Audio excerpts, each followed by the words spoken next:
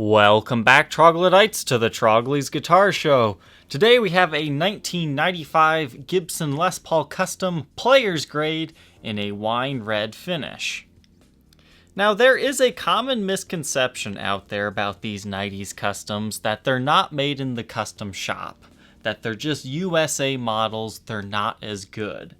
Don't believe that. Just because these weren't made in the custom shop doesn't mean these aren't fantastic guitars.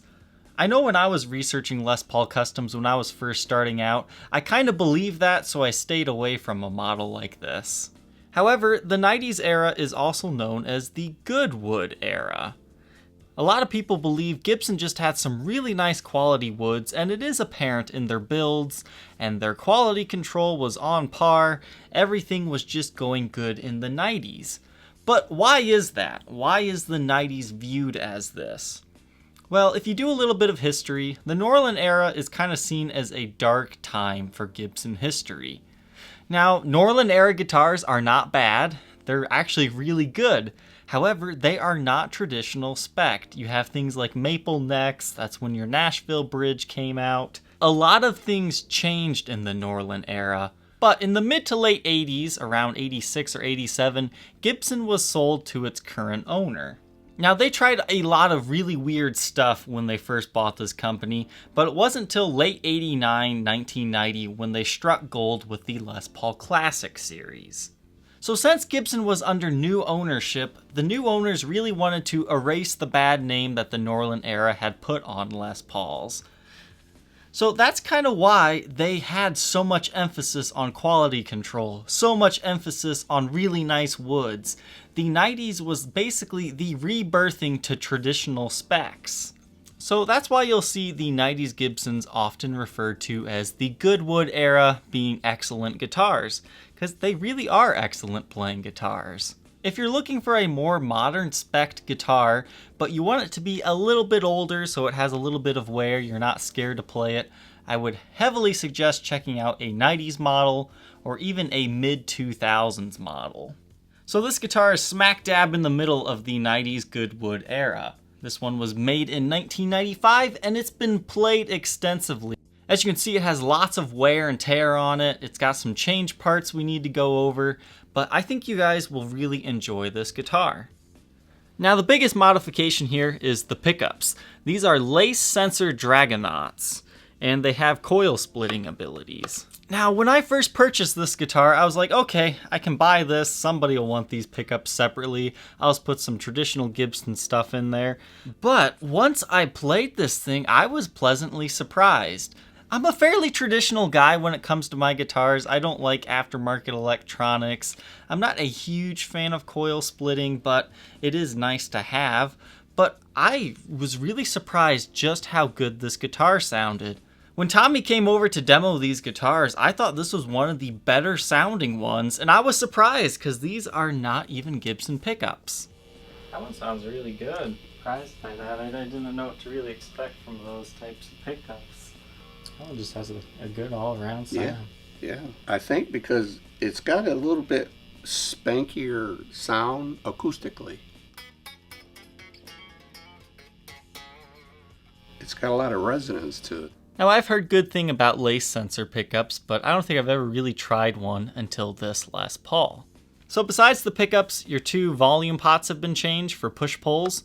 That did not come stock on this guitar. However, your tone pots are still original. Besides that, this guitar appears to be stock except for Schaller strap buttons. So this thing might not be a traditional 90s Les Paul. However, the pickups that come in these 90s Les Pauls, you can pick them up all day long. It's the 490R, 498T series. You can pick up a set of those if you want them for about $100.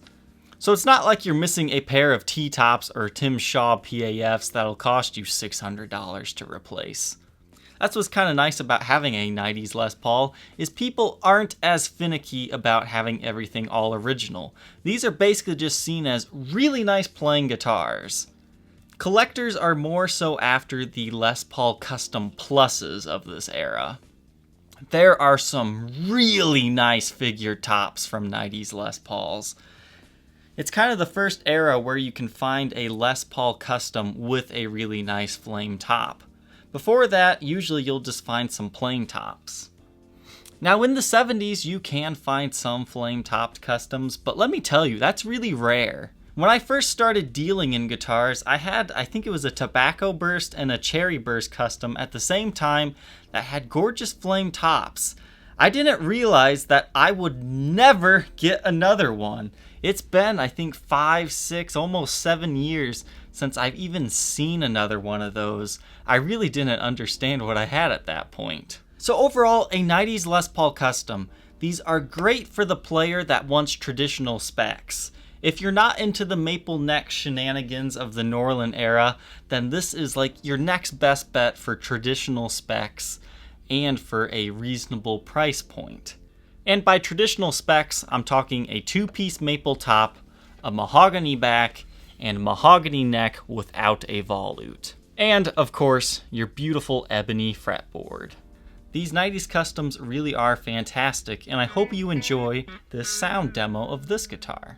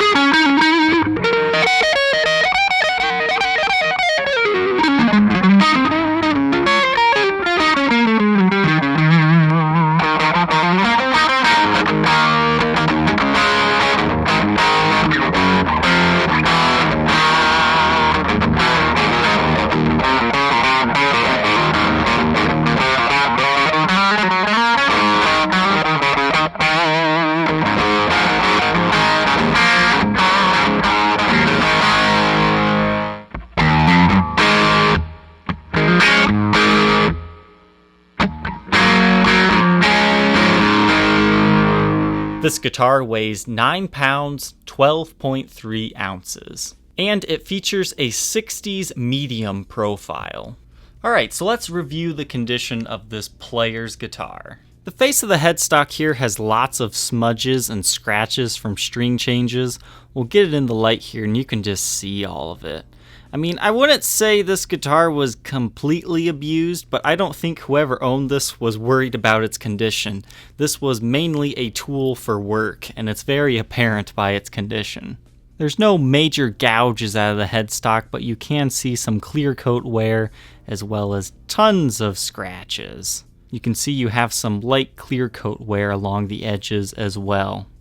This does still retain the original nut, and the frets do show what I would consider moderate to heavy wear, especially in the 2nd fret and on area. You can see there's some considerable flattening to the frets. Now I can tell you this guitar plays just fine still,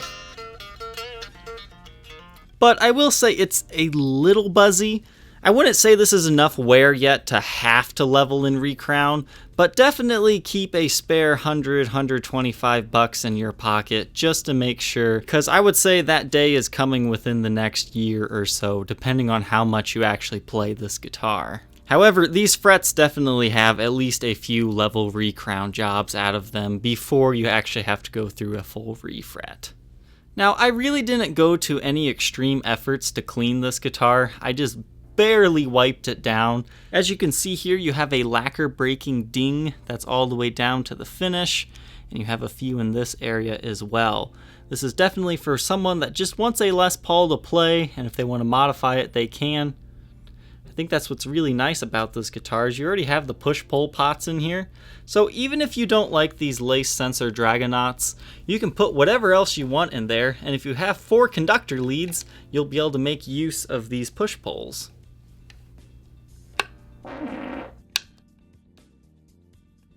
Now, push-pull pot basically just means you can pull these out and that activates it. You can see how this is sitting higher. And then to get your normal humbucker sound again, you just simply press them back down.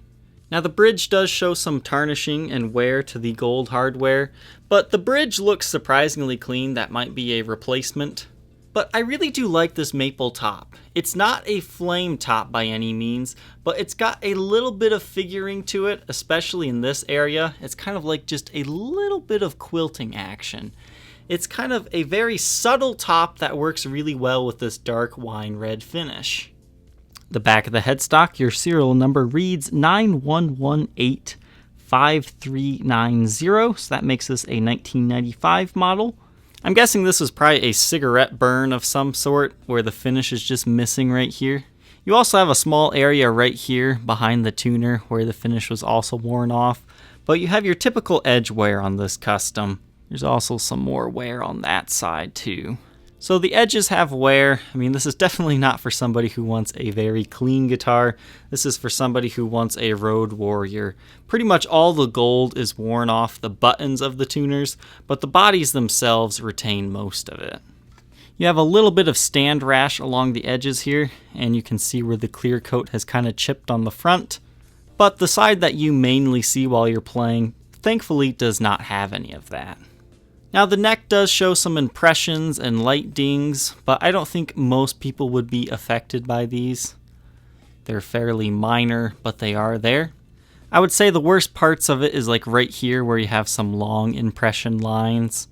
Along the edges of the neck here, you can see where the clear coat has been worn off. That's why it's kind of a yellow color here where the original lacquer still is, and white along the areas that it's been worn off. Now the back of the guitar from this angle looks pretty good, but once you really look at this in the light, it got pretty badly chewed up by buckle rash, or maybe this is a cat scratching it. It's got the cat scratch fever. So the back is a little bit worn, to say the least, but hey, wear your biggest belt buckle because it doesn't matter on this guitar. Now thankfully, none of this appears to really destroy the finish. You might have a few areas of broken finish like right here, but for the most part, it still retains that. So maybe if you get somebody to do a French polish job, you could remove some of this, but I really don't suggest it. If you want this guitar, please just be buying it because you want to play it. The sides are in a similar condition as the rest of this guitar. You have some impressions and dings. This really is just a perfect guitar for the player. Again, you have your Schaller strap buttons on here. So you're good to go if you have the counterparts for those. Otherwise, you'll have to get those. Now we'll do a blacklight test to make sure there's no foul play. The face of the body is looking really good. You can once again see these little areas of chipped finish. However, for the most part, it blacklights the way I would expect it to. You don't really have any major surprises on this guitar. The face of the headstock is also in a similar shape. Again, you just have these scratches and wear and tear with a little bit of edge wear. The back of the headstock, you have these small little defects in the finish where it's chipped off or burnt off, likely by a cigarette or something. But there's like no cigarette smell to this guitar. And you also have some chipped finish along these tuners and along the edges of the guitar. And here you can kind of see those areas of wear along the neck where it's just some of the finish was worn off. Again, the feel is pretty much exactly the same, so I'm guessing somebody might have brushed a little bit of lacquer over top of the missing finish areas to help protect the neck. But the bulk majority of the finish is definitely still there. You've got some impression marks here that kind of damaged the finish though. Back of the guitar under blacklight, you don't really see all of those scratches that we were seeing in the other lighting situations. So that tells you that the finish isn't broken. So if you were going to refinish this guitar, that means all that would disappear. This area glows a little bit more because of a sweaty body or a sweaty leg being there. The sides of the guitar are also glowing the way I would expect to see them glow. You just have your average wear and tear here for a heavily gigged guitar. Here you can see a small area where the finish was rubbed off.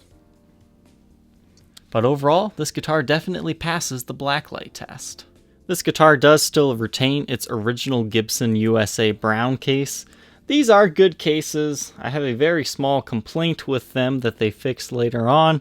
These cases have 4 traditional latches, 1, 2, 3, and 4, and a locking latch. However, the top part of this latch has been taken off, and it looks like this part has been damaged because somebody forgot their code. So I suggest not putting one on unless you want to play Combo Breaker. Now the outside of this case is very well worn. You can see this was definitely the case it was gigged with. You've got scratches all over the outside Tolex. It really is a well-worn case. However, it does protect the guitar very well yet. You have a nice leather handle. I like these kinds because they're less likely to break. Their only weak point is where they're stapled together. This one still has the original case shroud. It's basically just a pretty little liner that sits on top of your guitar. They're kind of worthless, and as you can see, if you do keep them on, your strings kind of tear them up over the years. But hey, it's a nice little feature that it's still there. You have some staining to the inside. It could probably use a good sweeping, but for the most part, it's a good case. And you have a compartment here to store your strap if you need to. If you think you might be interested in being the next owner of this Gibson Les Paul Custom from 1995 in a beautiful wine red finish, feel free to contact me on my Facebook page, facebook.com/Troglys, Troglys. Thank you for watching, Troglodytes. Don't forget to like, comment, and subscribe, and we will see you tomorrow on the next episode. Take care.